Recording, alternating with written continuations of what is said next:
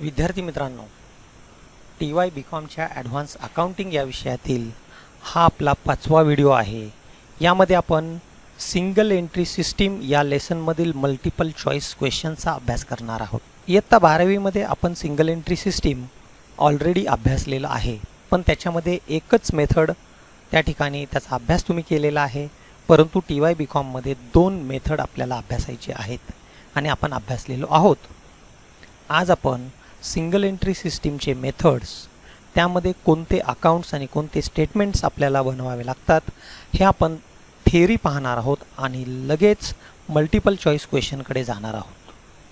मी doctor Rakesh सुरम माझ्या YouTube चॅनलमध्ये आपल्या सर्वांचं सहर्ष स्वागत करत आहे. हा मल्टिपल चॉईस क्वेश्चनचा व्हिडिओ हा फक्त TY BComच्या विद्यार्थ्यांना उपयोगी पडेल असं नाही, तर तुमचे काही मित्रमैत्रिणी इयत्ता 12वीमध्ये असेल तर हा व्हिडिओ त्यांनाही तुम्ही शेअर करा, कारण सिंगल एंट्री सिस्टीम त्यांनाही अभ्यासाला आहे. सुरुवातीला आपण सिंगल एंट्री सिस्टीमचे मेथड्स पाहू. सिंगल एंट्री सिस्टीम यामध्ये 2 मेथड आपल्याला अभ्यासाला आहेत. एक म्हणजे कॅपिटल कंपॅरिझन मेथड, आणि या कॅपिटल कंपॅरिझन मेथडमध्ये आपण 2 स्टेटमेंट बनवत असतो. पहिलं स्टेटमेंट आहे ओपनिंग स्टेटमेंट ऑफ अफेअर्स आणि दुसरं आहे closing statement of affairs. Statement of affairs हे दुसरं तिसरं काही नसून 1 एप्रिल आणि 31 मार्चला तुमच्याकडे असलेले असेट्स आणि लायबिलिटीज यांचा एक तक्ता म्हणजे स्टेटमेंट ऑफ अफेअर्स.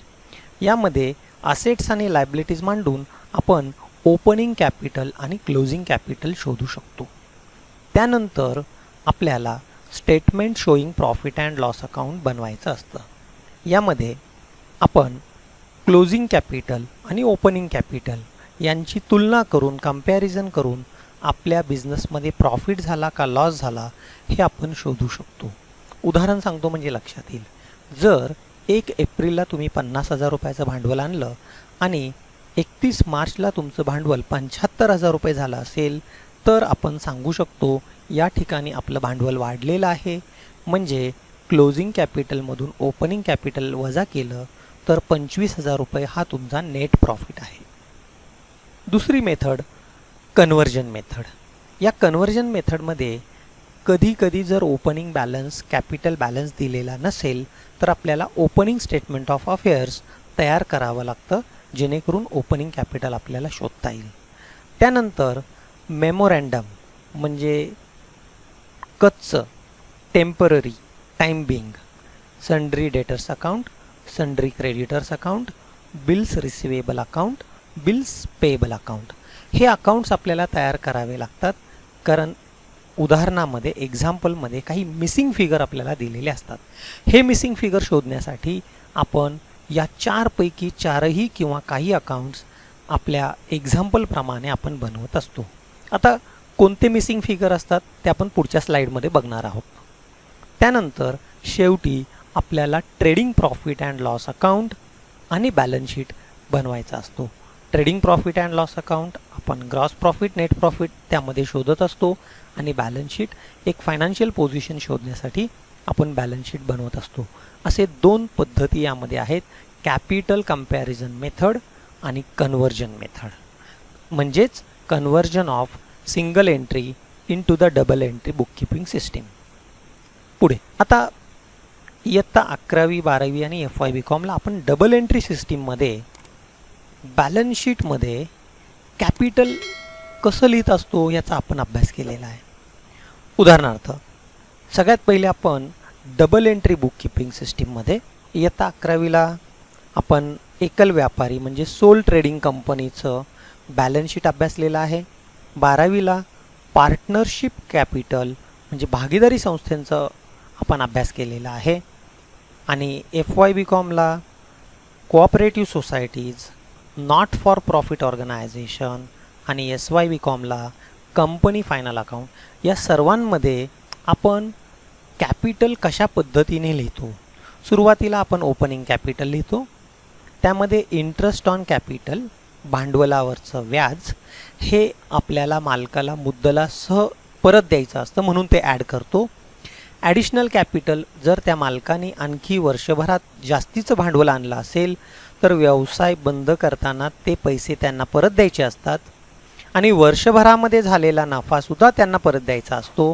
म्हणून कॅपिटलमध्ये interest on capital, additional capital आणि नेट प्रॉफिट आपण ॲड करत असतो.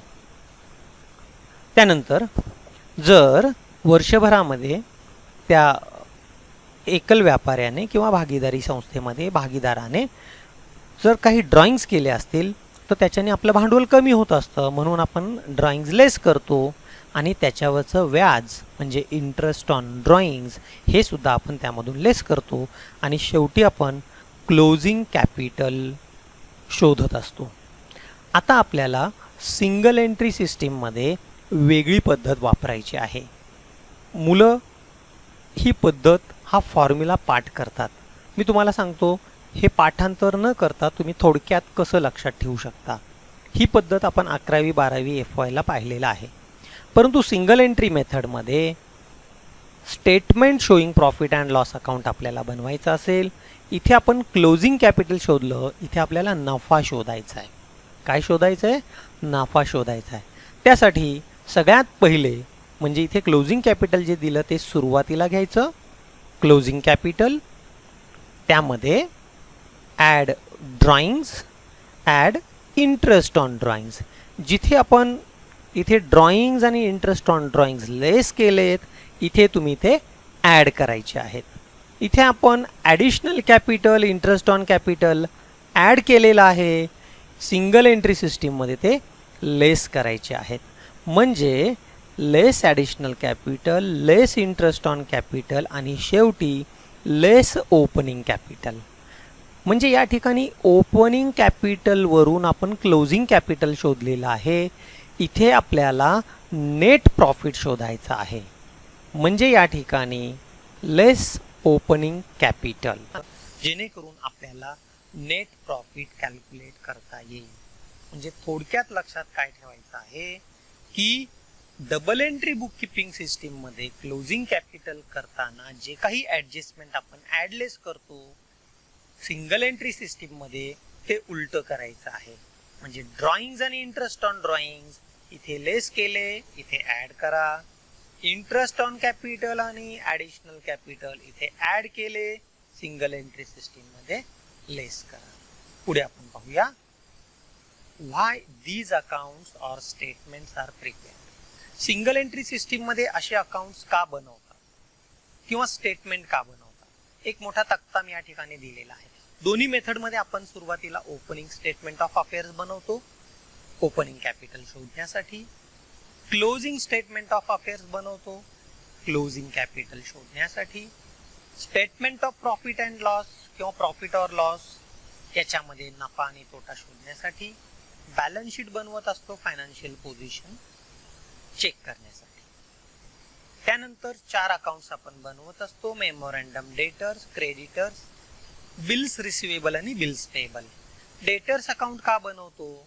एक तर तुमच्या एक्झाम्पलमध्ये ओपनिंग डेटर्स किंवा क्लोजिंग डेटर्स किंवा क्रेडिट सेल्स किंवा कलेक्शन फ्रॉम डेटर्स यापैकी एक फिगर ही मिसिंग दिलेली असते. ते शोधण्यासाठी आपल्याला मेमोरँडम डेटर्स अकाउंट बनवायचं असतं.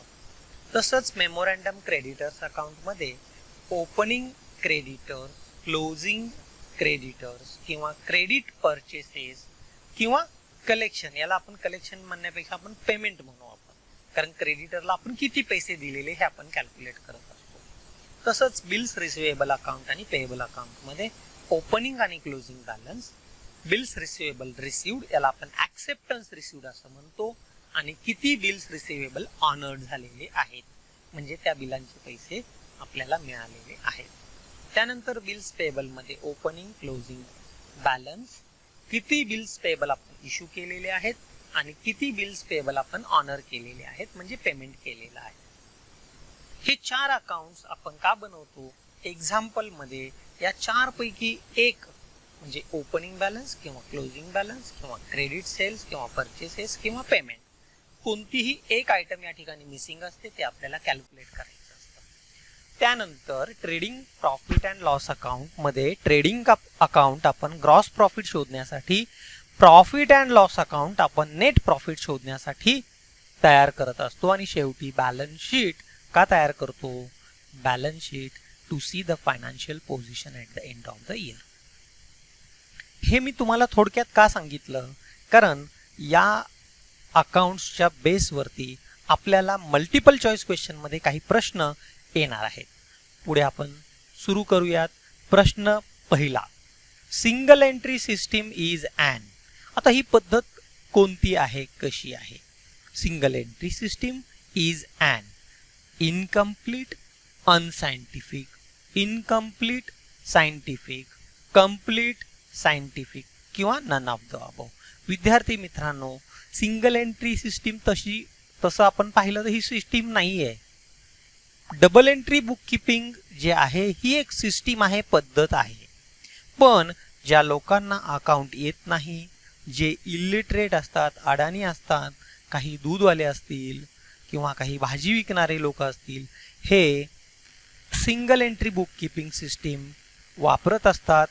तर ती इनकम्प्लीट आहे आणि अनसायंटिफिक आहे. अनसायंटिफिक का? कारण त्यामध्ये आपण जे 3 अकाउंटचे नियम शिकलो, पर्सनल, रियल आणि नॉमिनल, हे नियम त्यामध्ये नाही वापरत. त्यामध्ये फक्त आपण कॅशबुक तयार करतो आणि पर्सनल अकाउंट्स म्हणजे डेटर्स आणि क्रेडिटर्सचे हिशोब, कुणाला किती पैसे द्यायचेत आणि कुणाकडून किती पैसे घ्यायचेत, एवढाच त्यामध्ये अभ्यास केला जातो. म्हणून याचं उत्तर आहे single entry system is an incomplete and unscientific, अशास्त्रीय पद्धत आहे. प्रश्न क्रमांक 2, in single entry system we prepare. Single entry system मध्ये आपण काय बनवत असतो? Receipt and payment, trading account, trial balance आणि P&L. सिंगल एंट्री सिस्टीम मध्ये फक्त रिसीट अँड पेमेंट, कारण जो सिंगल एंट्री सिस्टीम मध्ये व्यापारी असतो, ज्याला डबल एंट्री बुक किपिंग सिस्टीमचं नॉलेज नाहीये, तो किती पैसे आले आणि किती गेले एवढंच त्याच्या वहीमध्ये लिहून ठेवतो. म्हणून याचं उत्तर आहे रिसीट अँड पेमेंट अकाउंट. तुम्ही म्हणाल sir, trading profit and loss account आपण बनवतो, पण ते सिंगल एंट्री सिस्टीमचं कन्व्हर्जन करताना, डबल एंट्रीमध्ये कन्व्हर्जन करताना आपण trading profit and loss account बनवत असतो. म्हणून याचं उत्तर आहे रिसीट अँड पेमेंट अकाउंट. प्रश्न क्रमांक 3, to find out dash dash following formula is used. आता खालील फॉर्म्युला कशासाठी वापरतात? फॉर्म्युला असा दिला, closing capital, add drawings, less additional capital, less opening capital. आत्ताच आपण पाहिलेलं आहे. डबल एंट्री आणि सिंगल एंट्री दोन्ही पद्धतीमध्ये तर 4 ऑप्शन्स दिलेले आहेत, प्रॉफिट ऑर लॉस किंवा फायनल कॅपिटल किंवा नेट कॅपिटल किंवा ड्रॉइंग्स. आपण सुरुवातीला क्लोजिंग कॅपिटल, त्यामध्ये ड्रॉइंग्स ॲड करतो, ॲडिशनल कॅपिटल लेस करतो, ओपनिंग कॅपिटल सुद्धा लेस करतो. शेवटी आपल्याला शोधायचं असतं प्रॉफिट ऑर लॉस, म्हणजे ह्या चारींच्या याच्यामधून जे काही बॅलन्स राहील तो आपल्या कंपनीचा, व्यवसायाचा प्रॉफिट किंवा लॉस असू शकतो. पुढे प्रश्न क्रमांक 4, capital at the beginning of the year is ascertained by preparing. Capital at the beginning of the year is ascertained by preparing म्हणजे वर्षाच्या सुरुवातीला तुमच्याकडे किती कॅपिटल आहे हे तुम्ही कसं कॅल्क्युलेट करता, काय तयार करता? आत्ताच आपण पाहिलेलं आहे, ओपनिंग स्टेटमेंट ऑफ अफेअर्स. कशासाठी बनवायचं?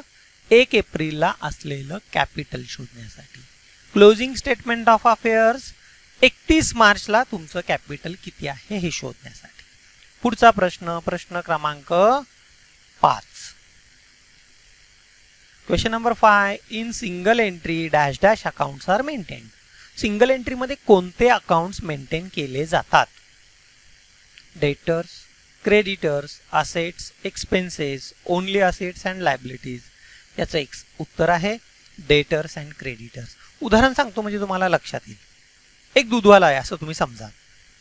त्या दूधवाल्याचं काय असतं, तो दररोज काय करतो, घरोघरी जातो, दूध घालतो आणि डायरीमध्ये लिहून ठेवतो कुणाला किती दूध दिलं आणि महिन्याच्या शेवटी कुणाकडून एका महिन्याचं दुधाचं बिल किती झालं हे तो लिहून ठेवत असतो.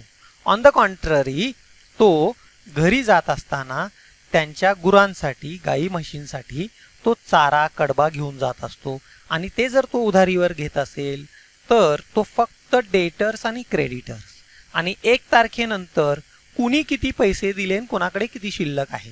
विद्यार्थी मित्रांनो, सिंगल एंट्रीमध्ये डेटर्स, क्रेडिटर्स आणि कॅशबुक या 3च गोष्टी मेंटेन केले जातात. म्हणूनच याला आपण unscientific, incomplete books of accounting system असं म्हणत असतो.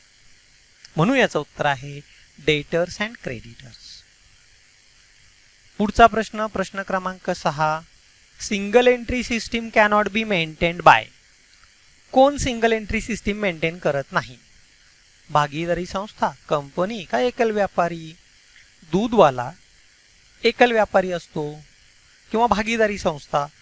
टेम्पररी आपण जॉईंट व्हेंचर पण शिकलो 12वीला.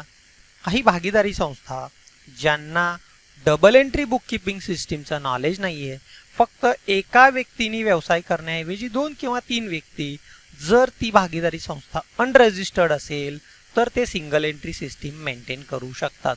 परंतु कंपन्या म्हणजे जॉईंट स्टॉक कंपनी, संयुक्त भांडवली संस्थेचं नोंदणी कंपनी कायदा 1956 आणि नवीन कंपनी कायदा 2013 नुसार केली जात असते. म्हणून कंपन्यांना सिंगल एंट्री सिस्टीम वापरता येत नाही. इथे शब्द काय वापरला? Cannot be maintained. म्हणून याचं उत्तर आहे option B, companies. Single entry system cannot be maintained by companies. पुढचा प्रश्न, प्रश्न क्रमांक 7. Under single entry system credit sales, उधारीने जे माल विकलेला आहे ते, can be ascertained by preparing dash dash accounts. कोणतं अकाउंट आपण तयार करत असतो क्रेडिट सेल्स शोधण्यासाठी? तर याचे ऑप्शन आहेत 4. Sundry creditors, sundry debtors, bills receivable आणि पेएबल. आता आपण ज्यांना उधारीने माल विकतो ते आपले डेटर्स असतात. म्हणजे त्याच अकाउंटमधून आपल्याला सन्ड्री डेटर्स अकाउंट आपण बनवलं तर आपल्याला क्रेडिट सेल्स समजू शकतात. पुढे प्रश्न क्रमांक 8. बिल्स रिसिवेबल रिसिव्ड, हुंडी मिळालेली आहे, during the year can be ascertained by preparing dash dash account.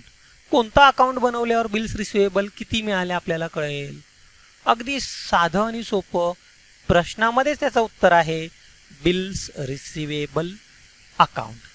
कधी कधी विद्यार्थी मित्र काय करत असतात, एवढं सोपं उत्तर असू शकत नाही म्हणून जास्त विचार करून चुकीचं उत्तर निवडतात.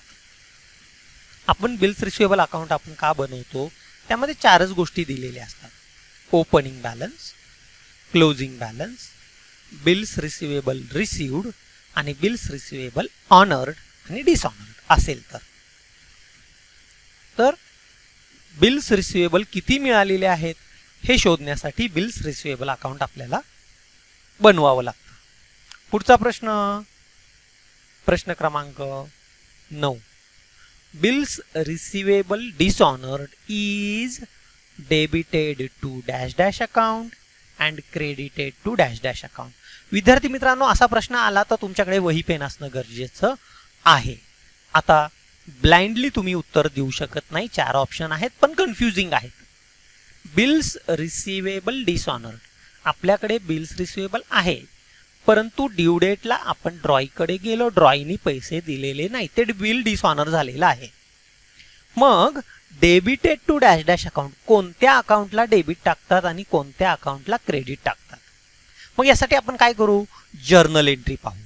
ज्यावेळेस आपल्याला बिल्स रिसिवेबल मिळत असतं त्यावेळेस आपण त्याची एंट्री करत असतो bills receivable account debit to debtors account. कारण बिल्स रिसिवेबल आपलं एक प्रकारे करंट असेट आहे आणि तेवढे डेटर्स कमी होत असतात. बिल मिळालं म्हणजे ते पैसे कधी ना कधीतरी मिळणार आहे, त्याला किंमत आहे आणि तेवढे पैसे त्या डेटर्सकडून यायचं देणं कमी होतं म्हणून डेटर्सला आपण क्रेडिट टाकतो. पण ड्यू डेटला आपण त्याला बिल दिलं आणि पैसे मागायला गेलो, जर त्यांनी बिलाचे पैसे नाही दिले तर ही एंट्री आपल्याला रिव्हर्स करायची डिसऑनरला.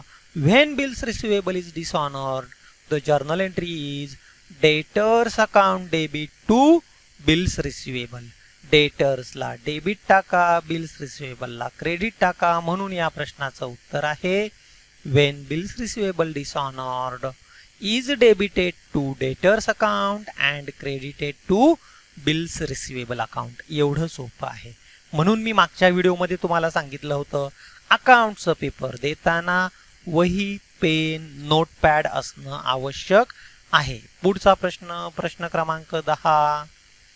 when bills payable dishonored dash dash account is debited and dash dash account is credited.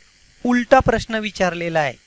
आत्ताचा जो बिल्स रिसिवेबलचा प्रश्न होता तो आपण इथे रिव्हर्स केला. बिल्स पेएबल डिसऑनर झालं तर कशाला डेबिट टाकायचं आणि कशाला क्रेडिट टाकायचं. विद्यार्थी मित्रांनो, ज्यावेळेस बिल्स पेएबल डिसऑनर होतं त्यावेळेस आपण जर्नल एंट्री काय करू शकतो? वही घ्या, पेन घ्या आणि लिहा लगेच. जेव्हा आपण बिल्स पेएबल इश्यू करतो त्यावेळेस आपण एंट्री काय करत असतो? आपण बिल्स पेएबल देतो त्यावेळेस आपण एंट्री काय करत असतो? Drawee account debit to bills payable.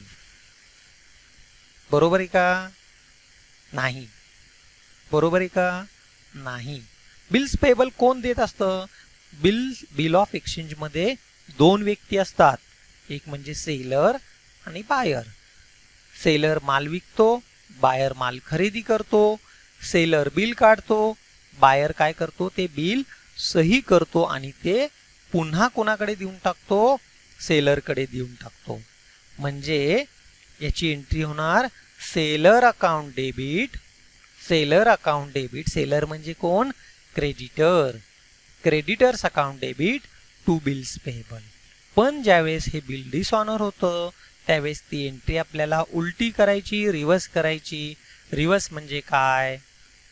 क्रेडिटर्सला आपण बिल दिलं तेव्हा आपण एंट्री केली creditors account debit to bills payable. आता एंट्री आपल्याला रिव्हर्स करायची bills payable account debit to creditors account. कारण त्या बिलाला आता काही किंमतच राहिलेली नाहीये, म्हणजे ती लायबिलिटी होती, आता आपण देत नाही कारण बिल डिसऑनर करतोय, ती लायबिलिटी कमी झाली म्हणून एंट्री झाली bills payable account debit to creditors account. म्हणजे याचं उत्तर आहे ऑप्शन बी, बिल्स पेएबल आणि क्रेडिटर्स. प्रश्न क्रमांक 11. Credit purchases are ascertained by preparing dash dash account. Credit purchase म्हणजे उधारीने मालाची खरेदी केली हे शोधण्यासाठी कोणतं अकाउंट आपण तयार करत असतो? उधारीने माल खरेदी करतो, ज्यांच्याकडून खरेदी करतो त्यांना आपण काय म्हणायचं? क्रेडिटर्स. Sundry creditors. मग आपण सिंगल एंट्रीमध्ये टोटल क्रेडिटर्स अकाउंट बनवत असतो. कशासाठी? To find out the credit purchases, किंवा किती आपण पेमेंट केलेलं आहे हे शोधण्यासाठी. पुढचा प्रश्न आहे, याचं उत्तर आहे सन्ड्री क्रेडिटर्स किंवा टोटल क्रेडिटर्स. ओके, परीक्षेला या ठिकाणी टोटलच्या ऐवजी सन्ड्री क्रेडिटर्स असण्याची शक्यता आहे. त्यामुळे सन्ड्री क्रेडिटर्स आणि टोटल क्रेडिटर्स हे एकच आहे.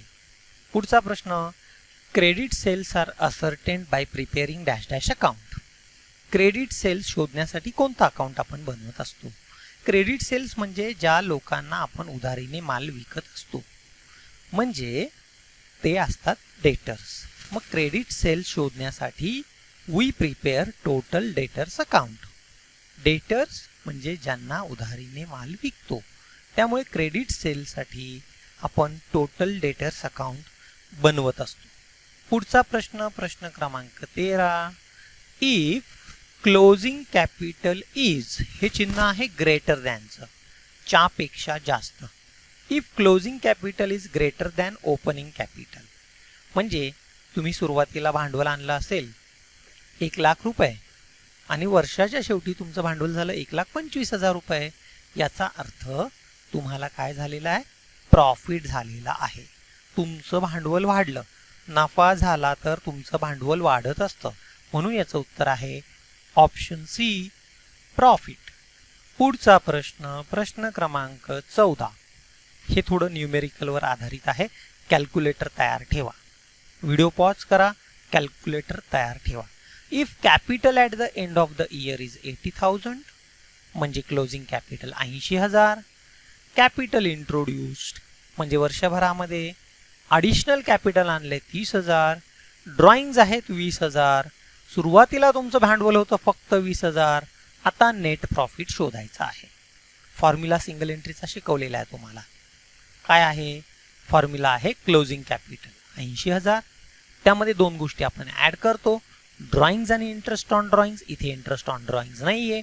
ड्रॉइंग्ज ॲड करा, 20,000 रुपये झाले 1,00,000 रुपये. वजा करायचं आहे ॲडिशनल कॅपिटल आणि opening capital. Capital introduced during the year म्हणजेच ॲडिशनल कॅपिटल. वर्षभरात 30,000 रुपये जास्तीचं भांडवल आणलेले ते लेस करा. 1,00,000तून 30,000 गेले 70,000. आणि ओपनिंग कॅपिटल सुरुवातीचं भांडवल capital at the beginning 20,000 minus करा म्हणजे 50,000 रुपये हे तुमचं आलेलं आहे नेट प्रॉफिट. ओके. जर समजलं नसेल तर बॅकला या, व्हिडिओ पुन्हा पहा. पुढचा प्रश्न, प्रश्न क्रमांक 15. Cost of goods sold is calculated bye dash dash formula. आता कॉस्ट ऑफ गुड्स सोल्ड हे कसं कॅल्क्युलेट करतात? म्हणजे जेवढा माल विकला त्याची किंमत किती होती त्याला आपण कॉस्ट ऑफ गुड्स सोल्ड म्हणतो. इथे फॉर्म्युला दिलेला आहे, sales minus purchase, sales minus net profit, sales minus gross profit, sales minus closing stock. असं पाहिलं तर मलाही समजणार नाही. विद्यार्थी मित्रांनो, फॉर्म्युला कसा तयार करायचा हे आपल्याला शिकायला पाहिजे. उदाहरण पाहू म्हणजे लक्षात येईल. या ठिकाणी एक ट्रेडिंग अकाउंट दाखवलेलं आहे. Opening stock 10,000, purchases 50,000, direct expenses 20,000 आणि इकडे सेल्स 75,000, क्लोजिंग स्टॉक 25,000. एकूण या ठिकाणी झाले 1,00,000 रुपये. 1,00,000 मधून हे 50 आणि 10 60 आणि 70 80,000 रुपये गेले. तुमचा ग्रॉस प्रॉफिट आलेला आहे 20,000 रुपये. ग्रॉस प्रॉफिट आलेला आहे 20,000 रुपये. आता कॉस्ट ऑफ गुड्स सोल्ड शोधण्याचे दोन मेथड आहेत. Method number 1, cost of goods sold. सोपी पद्धत आधी शिकवतो. Sales minus gross profit. Sales आहे 75,000, ग्रॉस प्रॉफिट आहे 20,000. 75 मधून 20 गेले, कॉस्ट ऑफ गुड्स सोल्ड आलेला आहे 55,000. म्हणजे जो माल तुम्ही विकलेला आहे तो तुम्हाला 55,000 रुपयाला पडला. तो विकला 75ला, तुम्हाला नफा झाला 20,000 रुपये. Method number 2, opening stock. म्हणजे तुमच्याकडे माल होता 10,000चा, 50,000चा माल खरेदी केला, त्यावर खर्च केला 20,000 रुपये. तुमचं टोटल खर्च झालेला आहे 80,000. क्लोजिंग स्टॉक अजूनही वापरलेला नाहीये, तो वजा करा म्हणजे उत्तर आले 55,000. म्हणजे opening stock add purchases at direct expenses less closing stock. This is a alternative formula to find out cost of goods sold. म्हणजे तुमचं कॉस्ट ऑफ गुड्स सोल्ड आले 55,000. मग या ठिकाणी पहिल्या मेथडचा फॉर्म्युला या ठिकाणी दिलेला आहे. Sales minus gross profit is your cost of goods sold. पुढचा प्रश्न, प्रश्न क्रमांक 16. Under dash dash trial balance is not obtained. कशामध्ये ट्रायल बॅलन्स आपल्याला तयार करता येत नाही, मिळत नाही? Double entry book keeping system मध्ये का मॉडर्न एंट्री का बुक कीपिंग सिस्टीम का सिंगल एंट्री सिस्टीम? विद्यार्थी मित्रांनो, 11वी 12वीला आपण double entry book keeping system शिकलो. त्यामध्ये जर्नल एंट्री, लेजर पोस्टिंग आणि ट्रायल बॅलन्स आपण तयार करत होतो. Trial balance is a list of debit and credit balances of all ledger accounts. It is prepare to check the arithmetic accuracy. आपण गणितीय दृष्ट्या आपलं हिशोब बरोबर आहे का ते चेक करण्यासाठी ट्रायल बॅलन्स आपण बनवत असतो. सर्व लेजर अकाउंट्स क्लोज केल्यानंतर त्याचे क्लोजिंग बॅलन्सेस एकत्र घेऊन आपण ट्रायल बॅलन्स बनवत असतो. या ठिकाणी ट्रायल बॅलन्स कशामध्ये आपण बनवत नाही, सिंगल एंट्री सिस्टीम मध्ये. जो व्यापारी ज्याला डबल एंट्री बुक कीपिंग सिस्टीमचं नॉलेज नाही, उदाहरणार्थ मी तुम्हाला आत्ताच सांगितलं होतं दूधवाला, तो पर्सनल अकाउंट मेंटेन करत असतो, रिअल आणि नॉमिनल अकाउंट मेंटेन करत नाही. किती पैसे आले किती गेले याचाच हिशोब ठेवतो. म्हणून सिंगल एंट्रीमध्ये ट्रायल बॅलन्स आपल्याला मिळत नाही, तयार करत नाही. म्हणूनच आपण आता TY-BCom ला conversion of single entry into double entry book keeping system अभ्यासत आहोत. पुढचा प्रश्न क्रमांक 17. Statement of assets and liabilities are prepared under single entry system is called. आता असेट्स अँड लायबिलिटीजचं आपण जे स्टेटमेंट बनवतो सिंगल एंट्रीमध्ये त्याला नेमकं काय म्हणायचं. सुरुवातीला सांगितलं तुम्हाला पहिल्या स्लाइडमध्ये. आपण ओपनिंग स्टेटमेंट ऑफ अफेअर्स आणि क्लोजिंग स्टेटमेंट ऑफ अफेअर्स का बनवतो. To find out opening capital and closing capital. म्हणजे सिंगल एंट्रीमध्ये जे आपण असेट लायबिलिटीचं स्टेटमेंट बनवतो ते दुसरं तिसरं काही नसून ते आहे स्टेटमेंट ऑफ अफेअर्स. पुढचा प्रश्न क्रमांक 18. Most accurate profit and loss account can be prepared in. आपण प्रॉफिट अँड लॉस अकाउंट अचूक कशामध्ये बनवू शकतो. 11वीला शिकलो, 12वीला शिकलो. म्हणजे सिंगल एंट्रीमध्ये तर नाहीच, कारण त्याच्यामध्ये सिंगल एंट्रीमध्ये नॉमिनल अकाउंट मेंटेन केले जात नाही. फक्त आणि फक्त double entry book keeping system मध्येच आपण accurate profit and loss account बनवत असतो, कारण त्यामध्ये आपण journal, ledger, trial balance, trading, profit and loss, balance sheet आणि ॲडजस्टमेंट हे सगळं आपण विचारात घेत असतो. पुढचा प्रश्न क्रमांक 19. Second last question. Under single entry system only dash dash and dash dash accounts are prepared. आत्ताच तुम्हाला सांगितलं, उदाहरण पण दिलं, सिंगल एंट्रीमध्ये कोणते अकाउंट्स बनवले जातात. सिंगल एंट्रीमध्ये तो एकल व्यापारी असेल, भाजी विक्रेता असेल, तो कॅशबुक मेंटेन करतो, किती पैसे आले, माल विकून किती पैसे गेले. आणि पर्सनल अकाउंट म्हणजे ज्या कस्टमरला तो उधारीने माल विकतो त्यांचंही अकाउंट या ठिकाणी तो बनवत असतो. एक उदाहरण दिलेले, a milk seller maintains the cashbook and accounts of debtors and creditors. तर मिल्क सेलर जो आहे डेटर्स आणि क्रेडिटर्सचे अकाउंट मेंटेन करत असतो. म्हणजे याचं उत्तर आहे cashbook and personal account. Last question. In capital comparison method while calculating profit interest on capital is dash dash. आता कॅपिटल कंपॅरिझन मेथड जे आहे सिंगल एंट्रीमध्ये 2 मेथड आहेत. तर पहिली जी मेथड आहे त्यामध्ये इंटरेस्ट ऑन कॅपिटल हे काय करतो आपण, debited, credited, added or deducted. तुम्हाला फॉर्मॅटमध्ये सांगितलेलं आहे in capital comparison method while calculating the profit interest on capital is deducted. लक्षात कसं ठेवायचं, 11वी 12वीला आपण बॅलन्स शीटच्या लायबिलिटी साईडला कॅपिटल लिहित असताना इंटरेस्ट ऑन कॅपिटल ऍड करत असतो, कारण इंटरेस्ट ऑन कॅपिटलचे पैसे मालकाला द्यायचे असतात, व्याजासहित भांडवल परत करायचं असतं. इथे आपण काय करतो, अपोजिट करतो. पहिला स्लाइड तुम्ही पुन्हा एकदा पहा. Interest on capital it is deducted. विद्यार्थी मित्रांनो, interest on capital, interest on drawings आणि जे काही ॲडजस्टमेंटमध्ये अवघड वाटले जाणारे ॲडजस्टमेंट आहेत, जर तुम्ही आत्तापर्यंत 11वी पासून पाठांतर केलं असेल, म्हणजे इंटरेस्ट ऑन ड्रॉइंग्स का लेस करायचं सरांनी सांगितलं म्हणून का पुस्तकात दिलं म्हणून, असं जर केलं असेल तर माझ्या कॉमेंट बॉक्समध्ये तुम्ही कॉमेंट्स पाठवा. मी तुम्हाला उदाहरणासहित त्याचा व्हिडिओ तयार करून तुमच्यापर्यंत पाठवतो, जेणेकरून ज्या गोष्टी इयत्ता 11वी पासून तुम्ही पाठांतर केलेलं आहे, इंटरेस्ट ऑन कॅपिटल ॲड करायचं, इंटरेस्ट ऑन ड्रॉइंग लेस करायचं, न्यू आरडीडी, ओल्ड आरडीडी, अशी सर्व ॲडजस्टमेंट्स मी एक व्हिडिओ तुमच्यासाठी, तुमच्या नॉलेजचं वृद्धिंगत करण्यासाठी, तुमचं ज्ञान वाढवण्यासाठी मी व्हिडिओ तुमच्यासाठी तयार करून तुमच्यापर्यंत पोहोचवणार आहे. विद्यार्थी मित्रांनो, हा व्हिडिओ कसा वाटला हे मला अवश्य कळवा. माझे व्हिडिओ आवडत असतील तर त्या चॅनलला सबस्क्राईब करा. जास्तीत जास्त मित्रांना 11वी 12वीच्या विद्यार्थ्यांपर्यंत तुम्ही हा चॅनल पाठवा. मी त्यांच्यासाठी मोफत, जे आपल्या संपूर्ण महाराष्ट्रातले गरीब विद्यार्थी ज्यांना क्वालिटी एज्युकेशन मिळत नाही अशा विद्यार्थ्यांसाठी मी इयत्ता 11वी 12वीचे सुद्धा व्हिडिओ तुमच्यापर्यंत पोहोचवणार आहे. धन्यवाद.